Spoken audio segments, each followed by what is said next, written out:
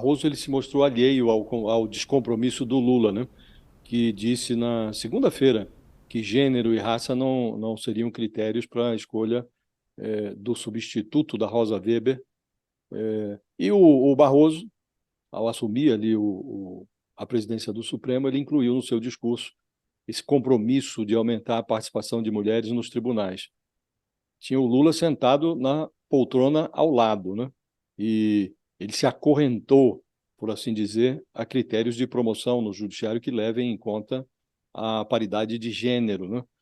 Curiosamente, estavam na plateia os três homens que o Lula considera como hipóteses para substituir substituir a Rosa Weber, que, aliás, foi cercada de acenos de sensibilidade pelo Barroso. O Barroso incluiu a Rosa Weber no panteão ali das grandes figuras da história do Supremo e disse, inclusive, que vai sucedê-la, mas não substituí-la, né? E estavam lá os três homens que frequentam a lista de alternativas do Lula para essa vaga no Supremo. O ministro da Justiça, o Flávio Dino, né? O advogado-geral da União, Jorge Messias, e o presidente do TCU, o Bruno Dantas. Antes do início da cerimônia de posse, o Dino, o Messias e o Dantas, eles posaram ali sorridentes, gostosamente para os fotógrafos, e o Flávio Dino brincou: vamos manter a amizade, independentemente de quem for o escolhido.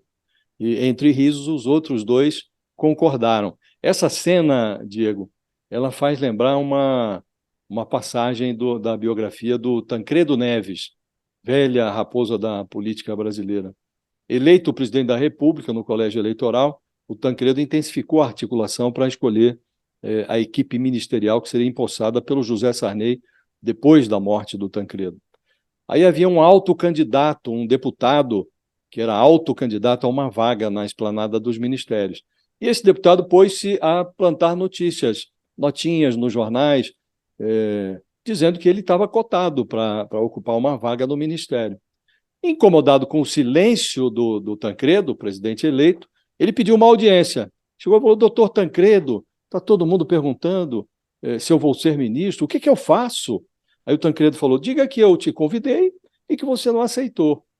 Então, na remota hipótese de o Lula acabar optando por uma mulher, remota, mas ainda existe essa hipótese, ele pode adotar essa mesma fórmula do Tancredo para o Dino, Messias e o Dantas.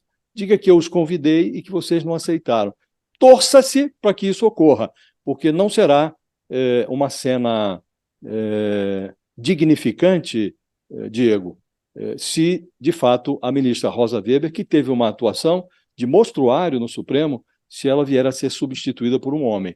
O mais adequado seria que o Lula, pelo menos, não vai aumentar, mas pelo menos mantivesse o número de 2 mulheres no Supremo. Será constrangedor se, num colegiado de 11, o contingente de 2 mulheres for reduzido para uma apenas. Vai sobrar a ministra...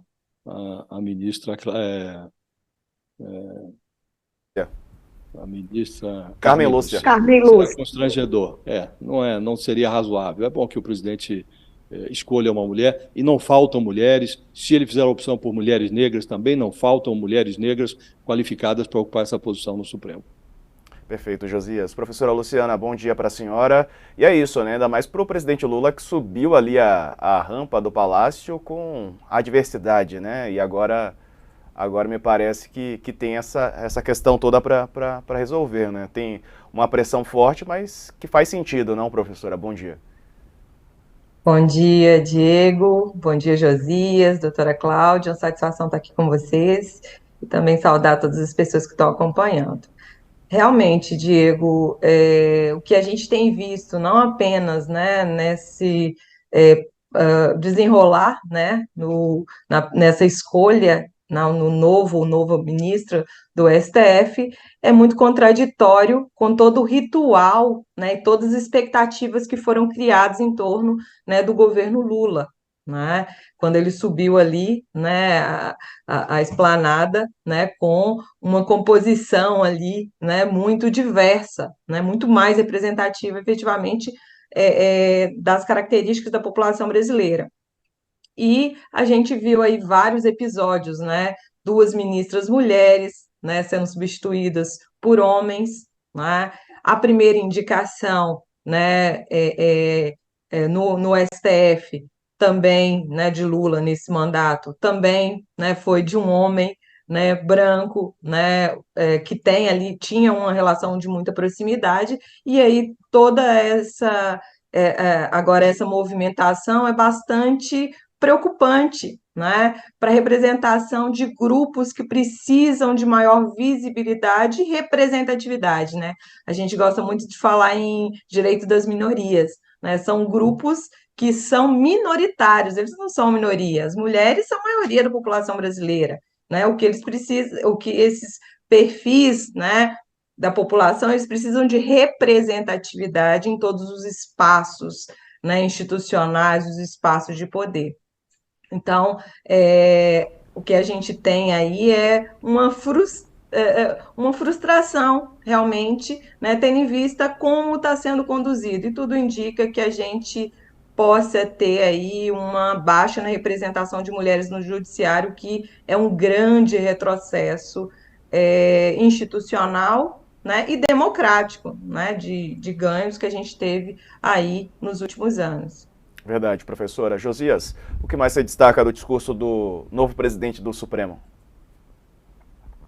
Diego, você fez um resumo muito bom do discurso dele.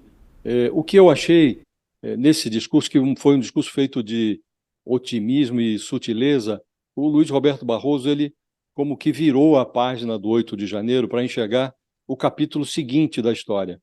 Ele disse que as democracias contemporâneas precisam equacionar e vencer os desafios da inclusão social, da luta contra as desigualdades e do aprimoramento da representação política. Estamos aí com um Congresso bastante desqualificado, né? Ou seja, não basta vencer o que o Barroso chamou de culpados de sempre. É preciso reconhecer que o extremismo, o populismo e o autoritarismo, que foram mencionados pelo ministro, eles se assanharam porque encontraram material nas debilidades do regime democrático. Havia no pronunciamento do Barroso matéria-prima para um programa de governo, mas interessa saber o que esse substituto da Rosa Weber oferece em termos práticos, como contribuição do Supremo Tribunal Federal para melhorar o regime. Ao enumerar as suas prioridades, o Barroso escorou a gestão, que começa agora, em 3 estacas: conteúdo, comunicação e relacionamento.